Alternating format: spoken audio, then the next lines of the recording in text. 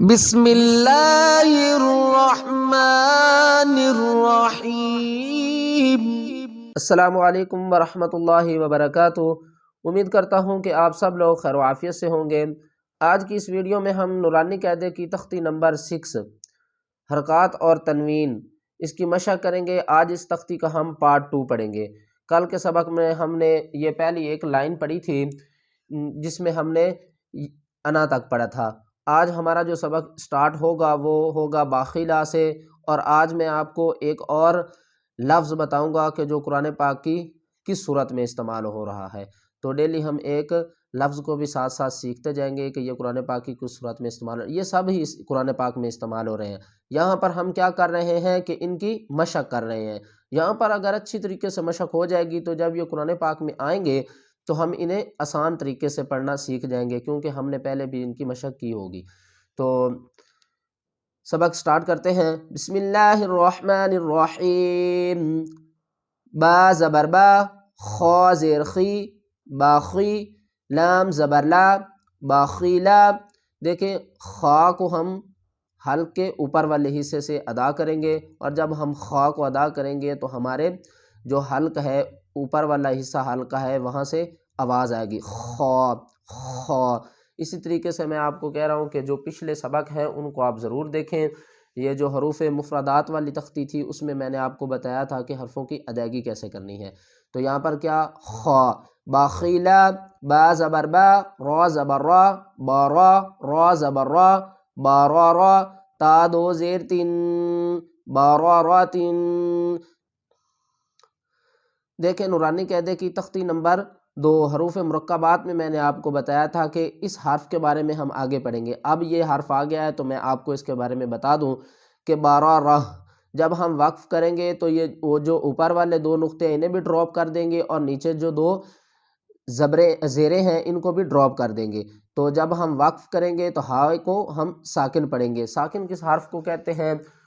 آگے جو ساکن والے حرف آئے گی، ساکن والی تختی آئے گی، تو اس میں آپ کو بتاؤں گا۔ یہاں پر صرف ہم حرکات اور تنوین کی مشق کر رہے ہیں، تو جو آگے سبق آئے گا انشاءاللہ اس میں آپ کو بتاؤں گا کہ ساکن کسے کہتے ہیں اور حرف کو پڑھنا کیسے ہے۔ اب جب ہم وقف کریں گے تو اس گول تا کو ہائے ساکنہ میں تبدیل کر دیں گے۔ بارا راہ، بارا راہ، جیم زبر جا، عین زبر ع، جاع، لام زبر لا، جعلا۔ وقف کی صورت میں جعل، جیم زبر جا، میم زبر ما، جمع، عین زبر ع، جمع۔ وقف کی صورت میں جمع، ح زبر ح، سین زبر سا، حسا، دال زبر دا، حسد۔ وقف کی صورت میں حسد، ح زبر ح، شین زبر شا، حشا، را زبر را، حشرا۔